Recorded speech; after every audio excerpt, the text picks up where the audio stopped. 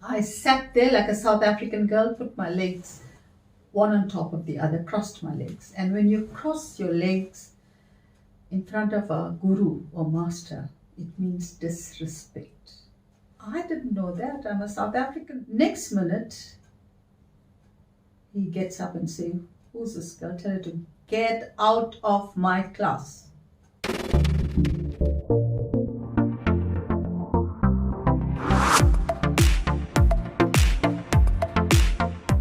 This is Kumari Ambigay. Welcome to my YouTube channel once again. And I'm going to continue from the last. So, when I was about 18, I was a star already in South Africa. But I wanted to learn more. I wanted to learn because it wasn't enough for me. So I pestered my dad to take me to India. So my dad was a showman and he also thought ahead of time. He says, "I'm sorry, I am not going to take you to India as an Indian girl because India won't recognize you." As if we were isolated from India, you see. So we went shopping. He bought all the African garb for me. And then we had a gardener who was an excellent dancer with Zulu dancing, gumboot dance. So I took training from him. After that, we went in the Karanja, which took 25 days of travel on sea to go to Mumbai. Then it was Bombay. So we traveled, but it was interesting. In the ship, my dad planned a show, a cabaret night. So there I danced for the passengers.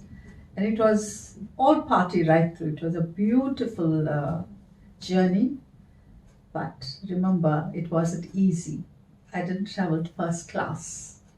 I wanted to go to India, and it doesn't matter where I slept. But I got there. When we got to Mumbai, there was some delay. So we had to stay in Mumbai for 6 months.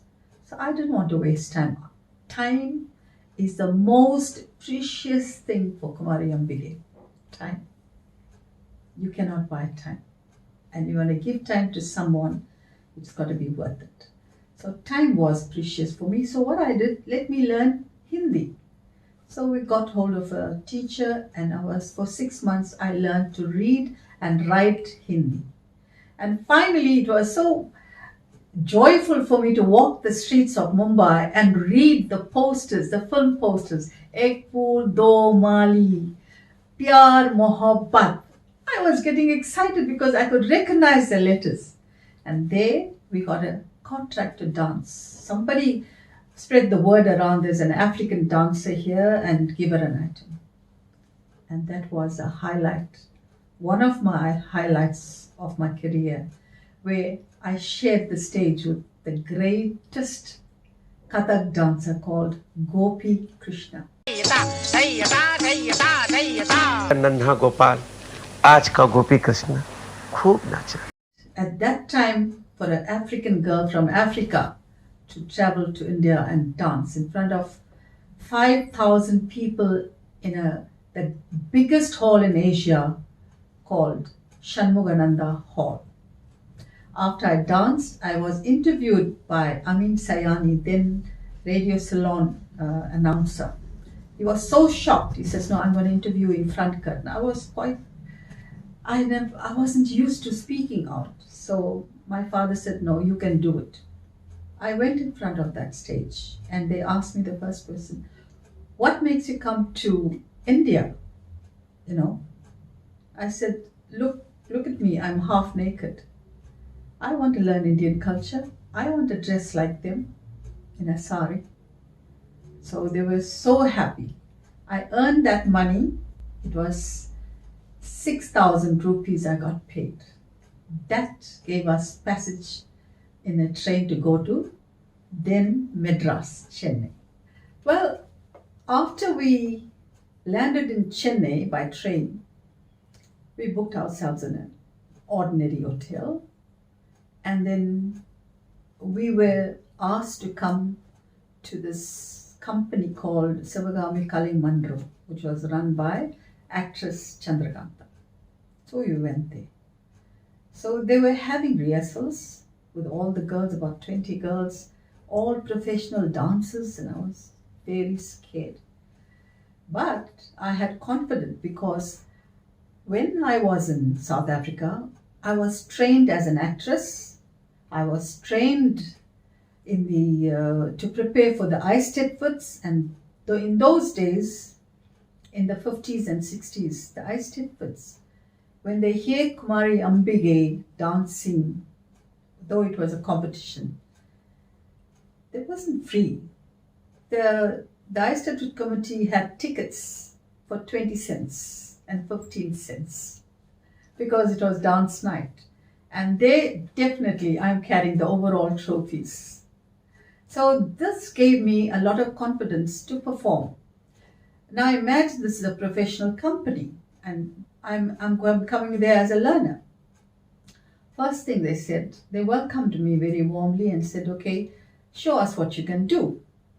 So I prepared a monologue from an old epic called Silapadigaram. It's Kannagi. It's a monologue between Kannagi and Koval. And I had to sing. I spoke that. Well, my Tamil wasn't up to date because the pronunciation, the grammar, whatever Tamil I spoke was understandable. So, but my acting was superb. When I showed them that, they were so impressed and immediately accepted me into their professional company. Then they said, okay, tomorrow you are coming with us for rehearsals at the master's house. I had no idea who's the master gonna be. Here, a poor innocent girl coming, knowing nothing about this field, this industry.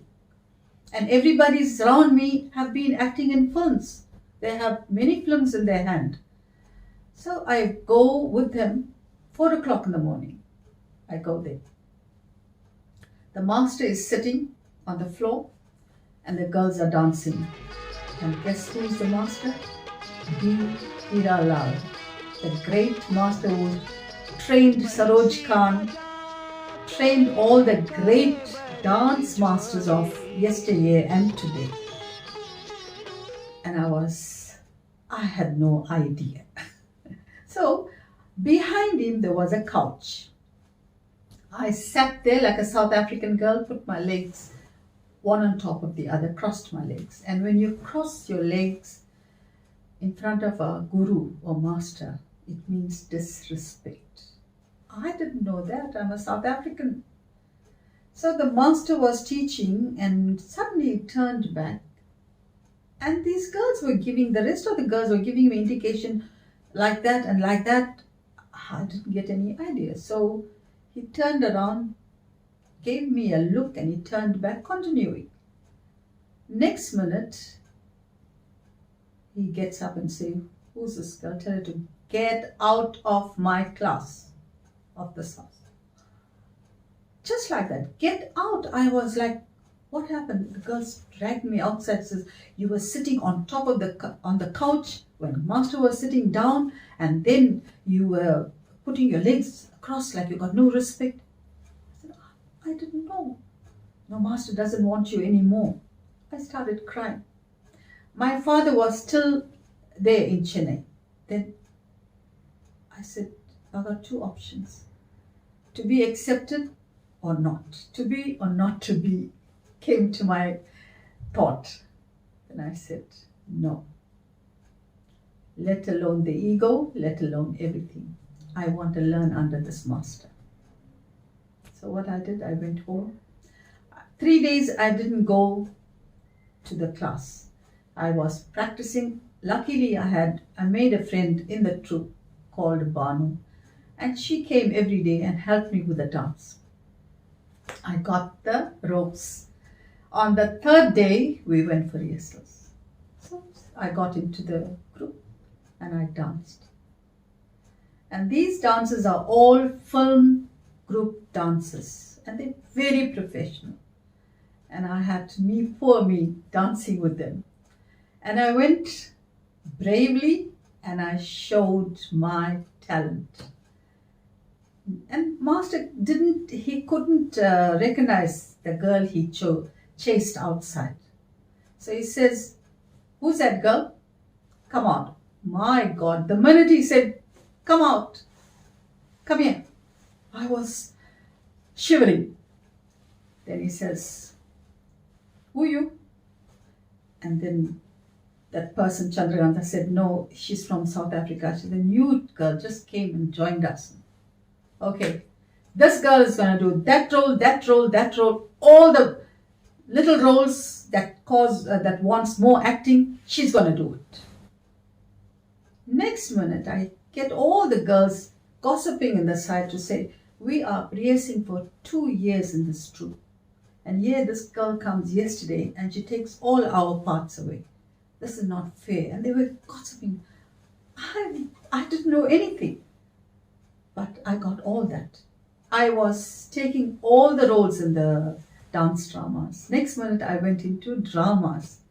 And this is where I got all my experience. And it was, they never wanted to let me go. They said, "You have the talent." And after 4 years, after my studies, my dad just pitched in and said, "Right, I'm taking you home. You're coming to raise funds and you can come back." On the way, before leaving, I went to a show where MGR, the late Chief Minister MGR, was speaking. I know him because he's been seeing many of my performances in India, all over Madurai, Tirunelveli, everywhere. So he recognized me. In one of the shows that I danced, he was supposed to talk about the main artist. But when I danced on that show, it was a candle dance and my candle went off. So while the music was playing, the whole stage is dark. Only my candle is off. The rest of the candles are burning and the girls are dancing. So what I did was the movement where we got together to go around. Going round, I lit the candle. I got the candle lit nicely and I filled up the stage, the gap. So he noticed sitting, that time he was invited as the chief guest. And he noticed this. Nobody knows. So we finished dance and I'm standing the side. Time for him to speak. He comes on stage and he says, "The most important thing that caught my eyes is that one girl that danced, a lamp was off. And the way she blended with the music and got together with the other girl and lit the lamp and she stood back on her spot and she danced. That was amazing. Common sense," he says. Then I inquired, "Who's that girl?" Because I've seen this girl dancing quite a few shows. "Who's that girl?" They told me she's from Africa. Then I realized she's from the dark continent. That's why she appreciates light like that. And now it was time for me to leave. So this show we went to, there MGR was speaking. So after he spoke, he came and sat. Then I took the opportunity of saying hello to him, and I wanted to tell him that I'm leaving for home after 4 years. I went there and I said, "I'm leaving. My father's here to take me back home to South Africa." He says, "No, you don't go. I have a contract for you for a new film, which I'm doing, and you have to stay. I'll give you 5 years contract. Call your father. I'm going to talk to him." So I went and called my father and I said, "This is what he says." Then he told my father, he says, "Don't take her. She's a good artist. I'm going to give her a film contract.